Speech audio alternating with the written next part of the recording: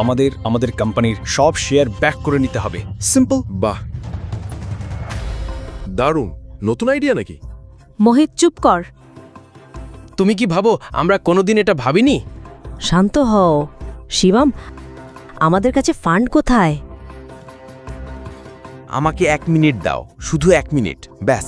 এটা বলেই শিবম ফোন থেকে একটা নাম্বার ডায়াল করে, আর তারপর ফোনে যা বলল সেটা শুনে সবাই স্তব্ধ হয়ে গেল। ঋষভ আর মোহিতের চোখ কপালে। ভালো করে শুনুন আমার কথা। প্রথমত, রায়জাদা থেকে নারাং ইন্ডাস্ট্রিজের সঙ্গে সঙ্গে 500 কোটি ট্রান্সফার করুন।